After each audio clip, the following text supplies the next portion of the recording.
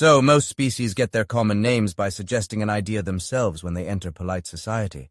There's a whole database for making sure there are no duplicates and minimizing confusion. Sometimes their existing name for themselves makes it in, if it's pronounceable enough for the average intelligent being, humans, and there's no easily agreed-on description for them. But usually the common name is a descriptive word, heat-seekers, or even a long phrase shortened down for casual use, the mesmerizing ones, mesmers. Sometimes a nickname becomes more popular than the official name. Nobody calls Armorlites the Mighty unless they have to. At any rate, an intelligent race's common name generally tells you something about the way they see themselves. Which made it all the funnier when I found out that the gigantic elephant-like folks I hadn't seen in ages were officially called those who are the correct size. Sizers for short. They were the biggest aliens I'd interacted with personally, and it seems they had opinions about that. How do you suppose that conversation went down? I asked Mur as we walked. The raised sidewalk was impressively sturdy, and I felt confident that I could carry on a conversation while carrying the package for delivery. The fact that there was a clear wall instead of railings helped. It was a long drop to the ground. The diplomats probably thought it was funny, Mur said from behind me, making quiet tentacle step sounds. Or these folks were pushy about it, but they always seemed pretty easygoing to me. Sizers ambled past on the main road, behemoths in shades of sunset pink, largely ignoring the smaller citizens on the walkway at head level. None moved with any particular urgency. They probably would have noticed if someone was in stepping-on range, but thankfully the architecture had been modified to reduce that risk. Raised walkways lined every building, some leading to ramps and stairways, while others had their own little doors cut into the walls. It was all very thoughtful. I wondered how many accidents had happened before those alterations were put in. Mur suddenly said, "Grab on!" Then the walkway shuddered. I clutched the top of the railing wall, looking about wildly for the danger. It wasn't hard to spot.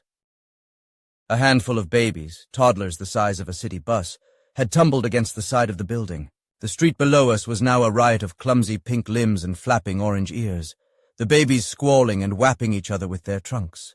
Those trunks came in pairs, top and bottom, and their tails were similarly grabby. These little ones didn't know how to use any of them yet. An adult sizer waded in and separated the children, calming them with strokes of his own trunks and with rumbling words I couldn't hope to interpret. But the walkway was stable now. A giant eye focused on the pair of us. Then the sizer switched to a more recognizable language. "Look, you almost made some of the littles fall. Apologize for scaring them." A chorus of badly pronounced apologies drifted up to us. I waved a hand. "Apology accepted." "No harm done," Mur agreed, his tone a bit forced. The adult shooed the children away down the road, keeping them corralled between his trunks in the center of the road while they stumbled eagerly. Mur collapsed dramatically into a squid-like puddle of relief. "I am so glad they're leaving. What absolute menaces." "Ah, they can't help it," I said. "Cute little things. Well, relatively speaking." "Not the word I'd use," Mur said, pulling himself together and getting upright. "I know none of them are little. I mean cute. What is cute about those terrors?" he demanded, pointing with a tentacle to where they disappeared in the crowd. One of the babies was spinning its top trunk like a propeller, and another had just tripped over its own feet. "They're adorable," I told him. "You saw them shuffling around looking shy and saying sowie." Mur squinted up at me.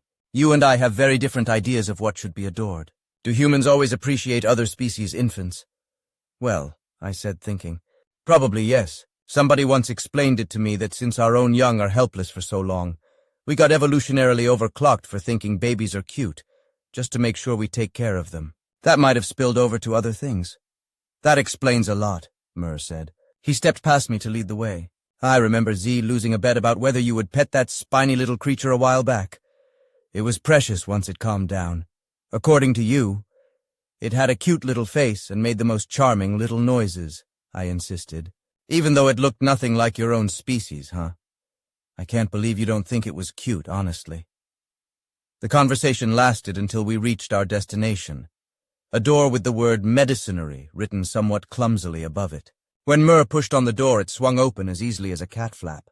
Our walkway continued along the interior wall, giving us a good view of several adult sizers waiting patiently in line while others moved about behind a counter. It was all similar to any number of other places I'd been, just at a much larger scale. Since the walkway only led in one direction, we went that way, down a bit of a slope to a wider platform at the end of the counter. One sizer saw us coming and finished talking with a customer, moving over to greet us instead of the next in line. A different receptionist called over that person instead. "Hello," she said, deep-voiced and cheery. What can I do for you today? I lifted the box. We have a delivery for you. Medicine, I believe. Oh, yes, I heard we were running low on something. She reached out her trunks for it, and I handed it over, feeling like I was faced with a pair of animated engine chutes. I'd seen Mimi working on parts of our own ship this size. While she set the box aside, I got out the payment tablet with Mur whispering unnecessary reminders of how to set it on magnified holographic mode.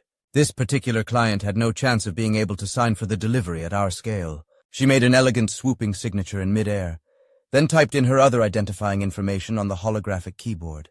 There you go. Thanks for bringing this. We don't get too many patients your size, but it's important that we have the proper medicine in stock for when we do. Unexpired, even. Yes, that part's important, I agreed. She asked, I hope the walkover was agreeable. Everything accessible and in good repair. It was fine, I told her, folding away the holographics. Great setup you have here. Mur grumbled an objection, but not loud enough for the sizer to pick up. So glad to hear it, she said to me. It's the least we can do to keep you little folks out of harm's way. Wouldn't want anyone to step on your cute little heads. Mur made a snorting noise while I answered diplomatically. Our cute little heads appreciate it. She flapped her ears and waved a trunk in body language that might have suggested she was embarrassed about her own choice of phrasing. Mur spoke up. I have a quick question, if you don't mind. I raised an eyebrow while the sizer encouraged him to ask his question. We were having a conversation on the way here about the respective adorableness of other species, Mur said, flipping a tentacle between the two of us. Is there a general opinion among sizers about small folks being cute? She definitely looked embarrassed now, waving her trunk and glancing away like an elderly aunt who'd said something improper. Oh, well, some definitely are if you ask me, but I can hardly speak for everyone. Some, yes, with your cute little heads and tiny eyes. Absolutely precious. She was looking at me. Mur's head was shaped like a squid, hardly little. Anyways, she said, standing up straighter, that hardly factors into making sure everyone has a safe route through town, without a danger of getting stepped on. I'm very glad you found the walkways acceptable. Thank you again for the delivery. It was our pleasure, I said. Mur added, have a nice day. But she was already moving on to the next sizer in line. I met Mur's eye, holding in a snicker, and headed for the door. I made it outside before collapsing into laughter. See, it's not just humans, I exclaimed. She thinks we're cute. I can't believe it, Mur said. She really does. And the others probably do too. I pointed a finger at him, still laughing. And she doesn't think you're cute. Mur folded half of his tentacles, standing tall on the other ones. That's up for debate. We have to tell Ji. He'll think this is hilarious. Mur agreed. He really will. Pity he didn't come today. I wonder if the sizers would think he looks like an adorable little youngling too. Probably not, if I had to guess.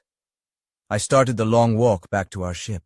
My species isn't historically charmed by exoskeletons, and theirs may not be either.